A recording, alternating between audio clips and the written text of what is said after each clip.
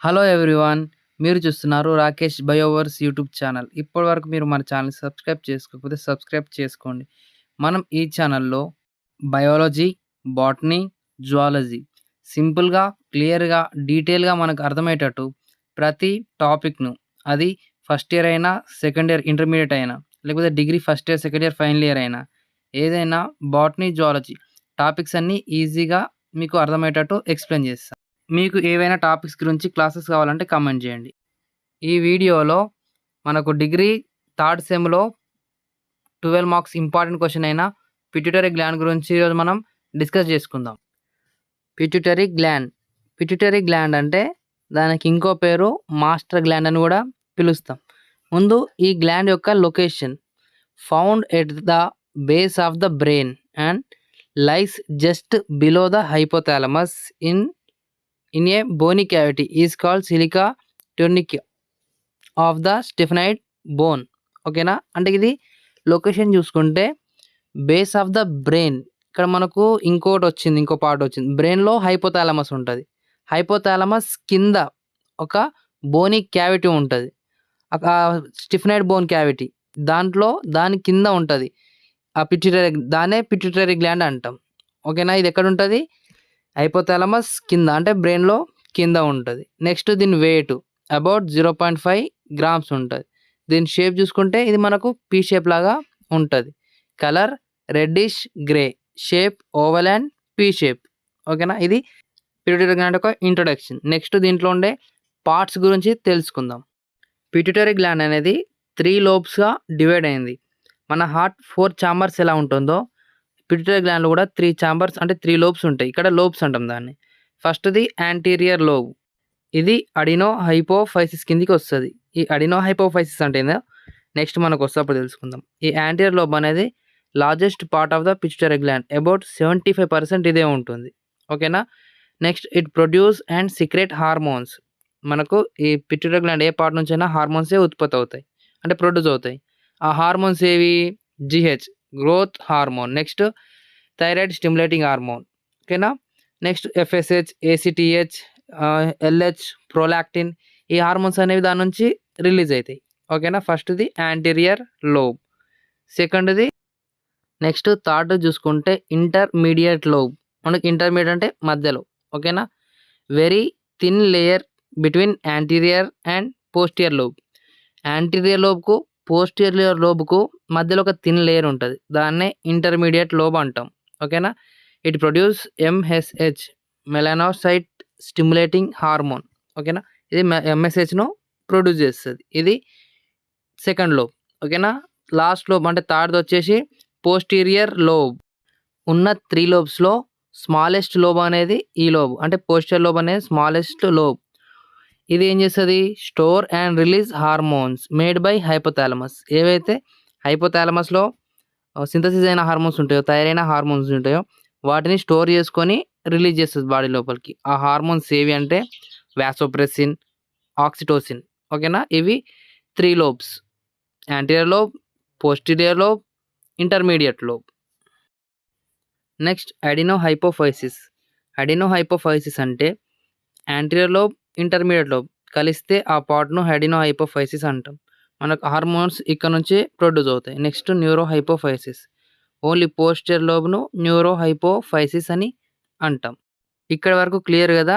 Next మనం hormones సీక్రెషన్ గురించి తెలుసుకుందాం. అంటే అడినోహైపోఫైసిస్ నుంచి ఏ హార్మోన్స్ సీక్రెట్ అవుతాయి, న్యూరోహైపోఫైసిస్ నుంచి ఏ హార్మోన్స్ సీక్రెట్ అవుతాయి. First hormones of adenohypophysis. ఇక్కడ నుంచి 6 హార్మోన్స్ ప్రొడ్యూస్ అవుతాయి. ఫస్ట్ వచ్చేసి గ్రోత్ హార్మోన్. దీన్నే సొమాటోట్రోఫిన్ అని కూడా అంటాం.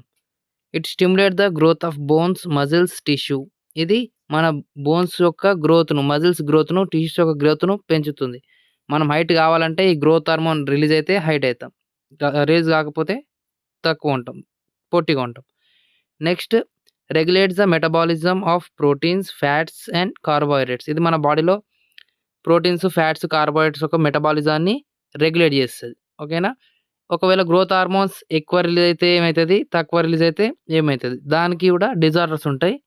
మీకు కావాలంటే చెప్పండి, వాటిపైన ఒక వీడియో చేస్తా. ఇది growth hormone, first hormone. Next వచ్చేసి సెకండ్ది prolactin. It stimulate the milk production in mammary glands. ఎప్పుడైతే డెలివరీ అయిన తర్వాత ఈ హార్మోన్ రిలీజ్ అవుతుంది, మిల్క్ ప్రొడక్షన్ చేయడానికి ఇది యూజ్ అవుతుంది. Next support maternal behaviour. Maternal behaviour అంటే ఒక తల్లి తన బిడ్డ పట్ల ఎలా ప్రేమ, ఎఫెక్షన్ చూపిస్తుందో ఈ హార్మోన్ మీద డిపెండ్ అయి ఉంటుంది. ఫర్ ఎగ్జాంపుల్ యానిమల్స్లో చూసుకుంటే ఒక కోడి తన పిల్లల్ని రెక్కలతో కప్పడానికి, ఒక పిల్లి అయినా ఒక కుక్క అయినా తన పిల్లలు నోట్లో పెట్టుకొని ఒక ప్లేస్ నుంచి ఇంకో ప్లేస్కి తీసుకెళ్తుంది. ఆ బిహేవియర్ అలాంటి హ్యాబిట్ రావడానికి ఈ హార్మోన్ రిలీజ్ అవుతుంది. సెకండ్ది ప్రోలాక్టిన్. థర్డ్ది వచ్చేసి థైరాయిడ్ స్టిమ్యులేటింగ్ హార్మోన్. దీన్నే థైరోట్రోఫిన్ అని కూడా పిలుస్తాం, టీఎస్హెచ్ అంటాం. ఇది థైరాయిడ్ స్టిమ్యులేటింగ్ హార్మోన్ అంటే ఏం చేస్తుంది, స్టిమ్యులేట్ అంటే కదిలించడం, ఓకేనా. Stimulate the thyroid gland to secretion of thyroid T3 and T4, ఓకేనా. ఇది T3 T4 హార్మోన్స్ రిలీజ్ కావడానికి స్టిమ్యులేట్ చేస్తుంది థైరాయిడ్ గ్లాండ్. ఇది థర్డ్ది. ఫోర్త్ది ACTH అడినో కార్టికోట్రోఫిక్ హార్మోన్. ఇదేం చేస్తుందంటే stimulate the adrenal cortex to secretion of glucocorticoids like cortisol, mineralocorticoids. వీటిని మన బాడీలో ఉండే గ్లూకోకార్టికాయిడ్స్ని, మినరలోకార్టికాయిడ్స్ని ఇవి అడినల్ కార్టెక్స్ నుంచి వస్తాయి. ఆ అడినల్ కార్టెక్స్ ఇవిని రిలీజ్ చేయాలని చెప్పే హార్మోనే ACTH అడినో కార్టికోట్రోఫిక్ హార్మోన్. ఇది ఫోర్త్ది. ఇది ఏం చేస్తుంది, గ్లూకోకార్టికాయిడ్స్ని, మినరలోకార్టికాయిడ్స్ని మనకు ప్రొడ్యూస్ చేస్తుంది. నెక్స్ట్ ఫిఫ్త్ది వచ్చేసరికి ఫాలిక్యూల్ స్టిమ్యులేటింగ్ హార్మోన్. ఇది ఫాలిక్యూల్ను స్టిమ్యులేట్ చేస్తుంది. ఇది మేల్లో ప్రొడ్యూస్ అవుతుంది, ఫీమేల్లో కూడా ప్రొడ్యూస్ అవుతుంది. In female it stimulate the follicle develop and oestrogen secretion.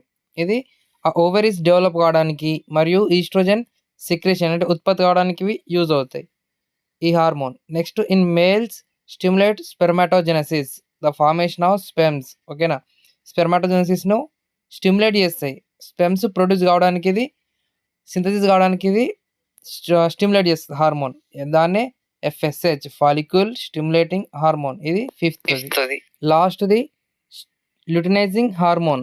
ఇది ఇన్ ఫీమేల్స్లో ఓవులేషన్ కోసం మరియు formation of corpus luteum progesterone secretion, ఓకేనా. ఓవులేషన్ కోసం మరియు formation of corpus luteum progesterone అనే హార్మోన్ సీక్రేషన్ కానీ ఇది ఫీమేల్స్లో. మేల్స్లో వచ్చేసరికి సెక్రేషన్ ఆఫ్ టెస్టోస్టిరాన్, మన మేల్ హార్మోన్ టెస్టోస్టిరాన్ యొక్క ఉత్పత్తి కోసం ఈ ల్యూటినైజింగ్ హార్మోన్ అనేది యూజ్ అవుతుంది. ఈ ల్యూటినైజింగ్ హార్మోన్ ఏం చేస్తుంది, ఆ పిట్యూటరీ గ్లాండ్ నుంచి రిలీజ్ అయ్యి మన మేల్ రిప్రొడక్టివ్ సిస్టంలోకి వచ్చి ఇది ఆ టెస్టోస్టిరాన్ని ప్రొడ్యూస్ చేస్తుంది. సేమ్ ఫీమేల్స్లో కూడా ఓవ్యులేషన్ కోసం, కార్పస్ ల్యూటియం ఫార్మేషన్ కోసం యూజ్ అవుతుంది. మెయిన్ ఇక్కడ టెస్టోస్టిరాన్, ప్రొజెస్టెరాన్ గుర్తుండాలి. ఈ 6 హార్మోన్స్ అడినో హైపోఫైసిస్ నుంచి ప్రొడ్యూస్ అవుతాయి. నెక్స్ట్ న్యూరో హైపోఫైసిస్ నుంచి ఏ హార్మోన్స్ ప్రొడ్యూస్ అవుతాయో తెలుసుకుందాం. Next hormones of neuro hypophysis. ఇక్కడ నుంచి రెండు హార్మోన్లు రిలీజ్ అవుతాయి. ఫస్ట్ది ADH యాంటీ డయూరిటిక్ హార్మోన్. దీన్ని మనం వాసోప్రెసిన్ అని కూడా అంటాం. దీని ఫంక్షన్ ఏంటి, regulates the water balance in the body and increase the reabsorption of water in the kidney. మన బాడీలో వాటర్ ఫిల్టర్ అయిన తర్వాత వచ్చిన దాన్నే వేస్ట్ అంటే యూరిన్ అంటాం, ఓకేనా.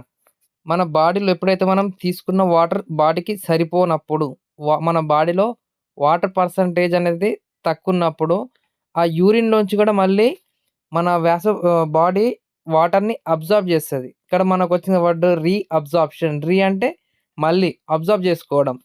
మన కిడ్నీలో ఆ ఫిల్టరేషన్ జరిగేటప్పుడు బాడీకి సఫిషియంట్ కావాల్సినంత వాటర్ పర్సెంట్ లేకపోతే మళ్ళీ వాటర్ని రీఅబ్జార్బ్ చేసుకుంటుంది, ఓకేనా. అదే వాసోప్రెసిన్ కాస్త రిలీజ్ కాకపోతే ఒక వ్యాధి వస్తుంది, అదే డయాబెటీస్ ఇన్సిపిడస్, ఓకేనా. డయాబెటీస్ మిల్లిటస్ అంటే ఏందో ఈ వీడియో కింద కామెంట్ చేయండి. సెకండ్ వచ్చేసి ఆక్సిటోసిన్. ఆక్సిటోసిన్ యొక్క ఫంక్షన్ ఏంది, ఆక్సిటోసిన్ యొక్క ఫంక్షన్ ఏంటంటే stimulate uterine contraction during child birth. మన సినిమాలో చూస్తూ ఉంటాం కదా, చైల్డ్ బర్త్ జరిగేటప్పుడు అంటే డెలివరీ జరిగేటప్పుడు ప్రెస్ చేయండి అని అంటూ ఉంటారు డాక్టర్స్. అక్కడ ప్రెస్ చేయడం వల్ల ఏమవుతుందంటే యూట్రైన్ వాల్స్ అనేవి స్ప్రెడ్ అవుతాయి. స్ప్రెడ్ అయినప్పుడు బేబీ బయటకు వస్తుంది. ఆ వాల్స్ స్ప్రెడ్ కావాలంటే మనకు ఆక్సిటోసిన్ అనే హార్మోన్ రిలీజ్ కావాలి. కొంతమంది ఇప్పుడు నార్మల్ డెలివరీ అంటే వాళ్ళకు ఆక్సిటోసిన్ సఫిషియెంట్గా ప్రొడ్యూస్ అవుతుంది. మరి ఆక్సిటోసిన్ లేని వాళ్ళకు ఇప్పుడు సర్జరీ ఉంటది. సర్జరీగా అంటే ఆపరేషన్ చేసి బేబీని తీస్తారు. వాళ్ళలో ఏం చేస్తారంటే ఆక్సిటోసిన్ ఇంజెక్షన్ ఇచ్చి అప్పుడు వాల్స్ అనేవి స్ప్రెడ్ అయితే అప్పుడు బేబీని బయటకు తీస్తారు. ఇది మెయిన్ ఫంక్షన్. నెక్స్ట్ వచ్చేసి me help in milk ejection ఓకేనా? మిల్క్ ఇవ్వడానికి during breast feeding. Also play a role in emotional bonding ఓకేనా? బేబీ పుట్టిన తర్వాత ఎమోషనల్ బాండింగ్ కోసం, లవ్ కోసం ఈ ఆక్సిటోసిన్ అనే హార్మోనే రిలీజ్ కావాలి. ఇది పిట్యూటరీ గ్లాండ్ యొక్క adenohypophysis, neurohypophysis hormones. Okay students, ఇది పిట్యూటరీ గ్లాండ్ యొక్క క్లాస్. మీకు ఇంకేదైనా క్లాస్ కావాలంటే కామెంట్ చేయండి. మీకు ఏదైనా అర్థం కాకపోయినా కామెంట్ చేయండి. Thank you for watching. మన ఛానల్ని సబ్స్క్రైబ్ చేసుకోవడం అసలు మర్చిపోకండి.